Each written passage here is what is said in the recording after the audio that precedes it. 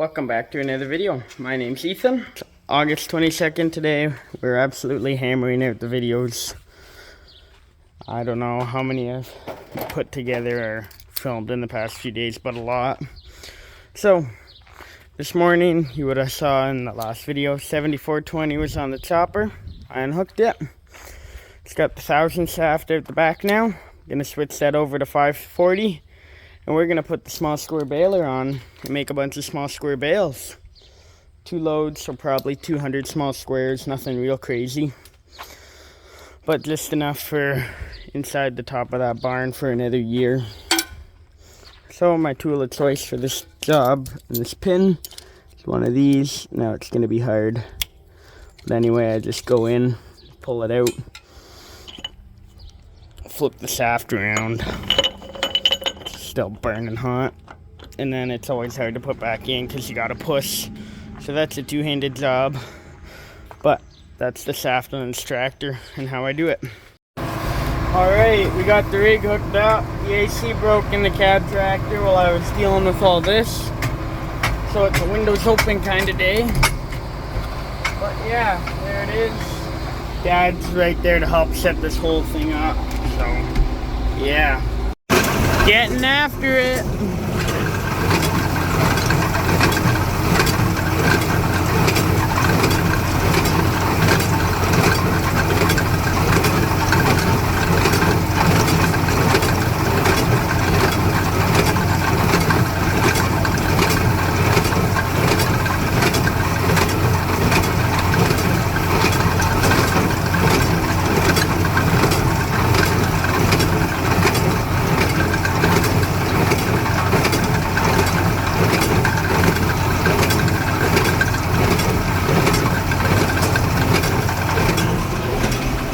There we go, that's how it's done.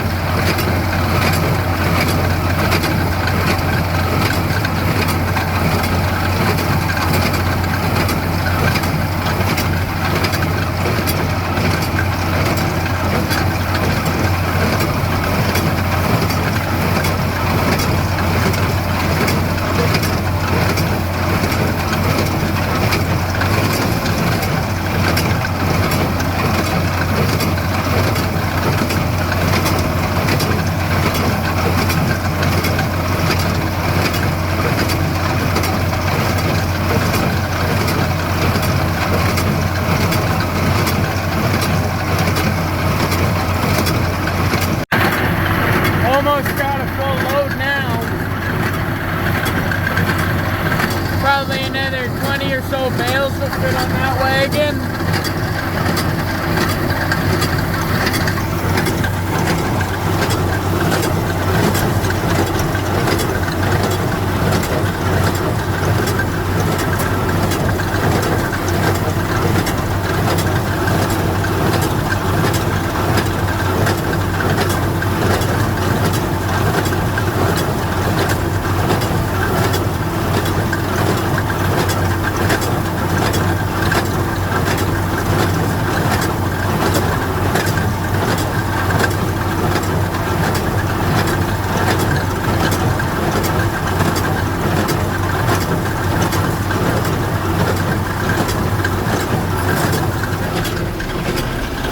There's the custom round baler getting after it too. Alright, we got our first full load. Just had a bale fall off. Fit 144 bales on a wagon. Generally, I think we're just over 100. I crammed that wagon pretty good. So, yeah, we got another wagon to fill. Probably end up with 300 bales between 2 wagons. But yeah, I think they're, yeah, I don't know. My grandfather used to get 150 bales to a wagon.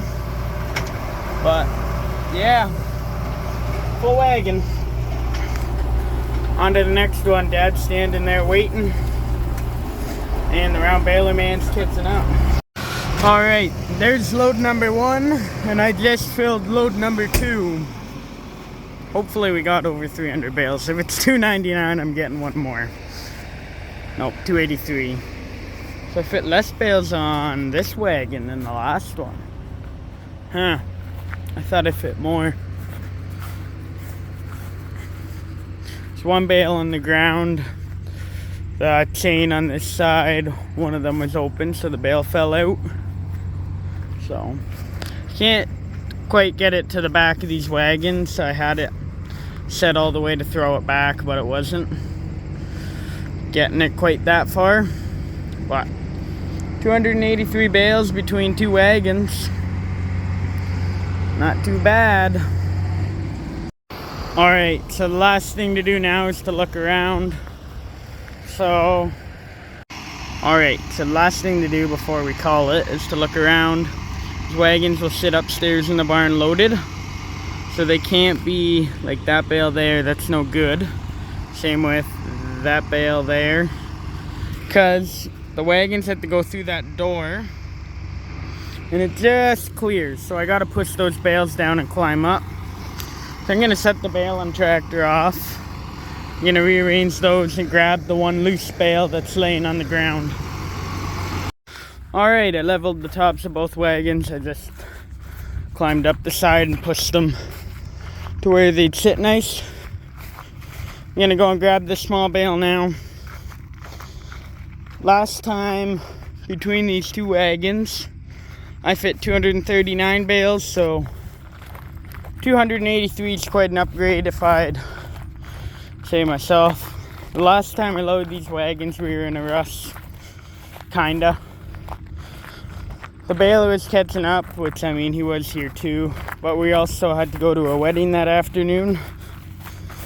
But yeah, so I've gotten a little better at cramming bales on.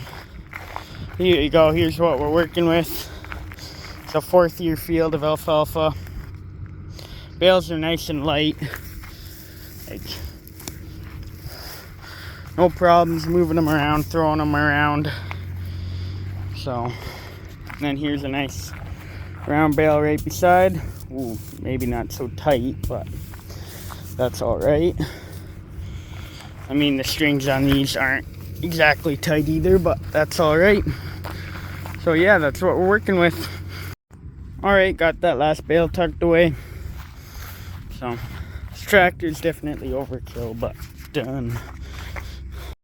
Alright, so I got the header lifted up. It's a manual lift. Some of the new ones are hydraulic, I'm sure, but real simple, real light. I got that set. I didn't bring rope. I mean, there's plenty of rope in there, but I just tucked the wrench in behind. I'm gonna try and get it to swing over. Maybe I should have brought like a rock or something to put behind a tire, and when I back up it would swing, but I didn't bring that.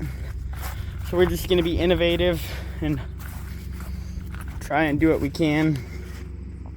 Wagon's still hooked up. I guess I better unhook that. Forgot to swing the chute over, so that's gonna be in my way.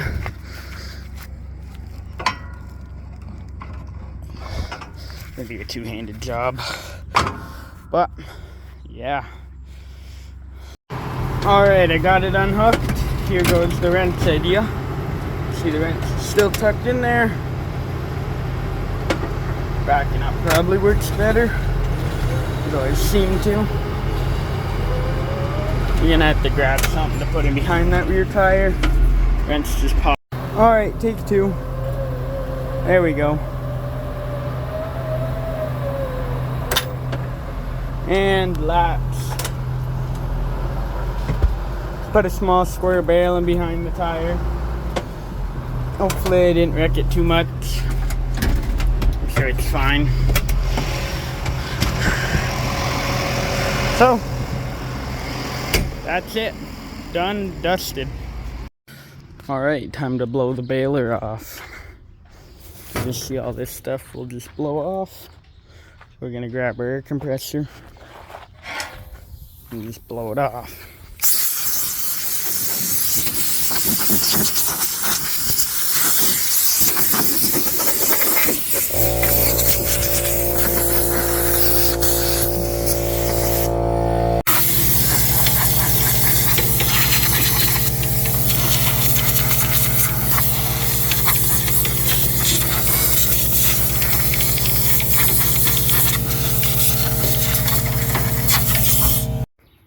Done.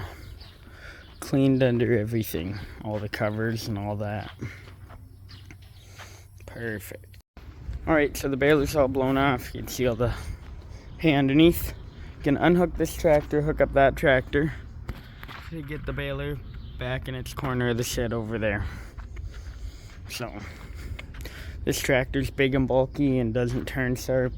That one's small. You can see, look around the fenders.